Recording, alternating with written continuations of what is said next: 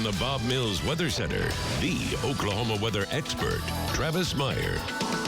Well, taking a look at what's going on right now on our Osage Casino Skycam network. At this point, all is quiet.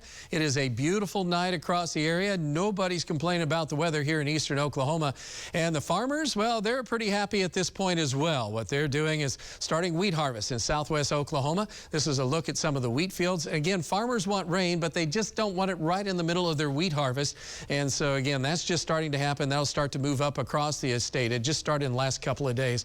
And where's the rain been? Mainly down in that area, is just showing you. But tonight, the showers are ending, but they should come back again as we look at tomorrow. It's been staying around I-35 and just around Pawnee. Stillwater had some showers today, while the rest of us had partly to mostly sunny skies and a gorgeous afternoon.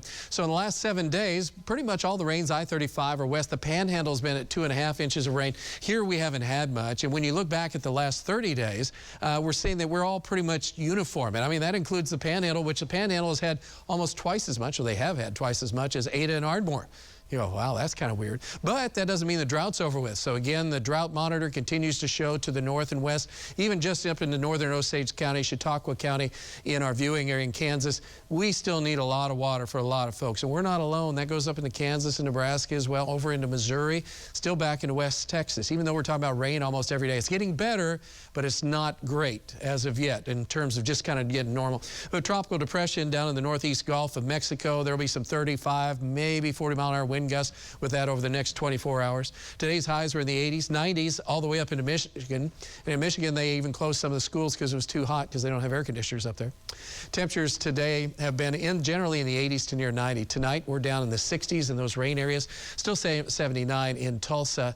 And as we look at overnight to the morning hours, we're going to be in the 60s in the morning, really mild, really nice. And your Friday looks really pretty good. Temperatures will be in the mid to upper 80s, warm, humid, south breeze 10 to 15. Here comes some showers and storms. Hopefully, for some of us who want that rain, that's going to make a move toward eastern Oklahoma by Saturday morning, dying out as it moves here. But it's going to be far enough east that during the afternoon, we should see some regeneration of showers and storms. So there will be some. Coverage is probably a little bit more than 60, maybe near 70%, but it's not going to be everybody's going to pick up a lot of rain. And then Sunday, we kind of go back to a slight chance of storms and temperatures in the 80s. So Saturday's about the only day where we're having our best shot of showers and storms. And we need the rain. It's been a week to 2 weeks for some of us without water. And then Sunday, we've dropped off even a little bit more. Temperatures are warmer as we get into next week. In fact, we could see some 90s next week to give you an idea of what's going on. Also on Saturday, our own Ron Morton storm tracker will be at Camp Bandage in Afton. That's from 12 to 4 in the afternoon. There is a slight chance of storms. A lot of weekend events going on from Muskogee and extending back on over to Henrietta. Looks pretty good for many events. Just have to watch out for your Saturday for a few thunderstorms with lightning. That would be the worst. So 60s in the morning, 80s at noontime. By afternoon, we're in the upper 80s, muggy. Isolated storm chance at 10%, so that's not saying much. We've adjusted the rainfall down just a little bit on Sunday, up a little bit on Saturday for coverage.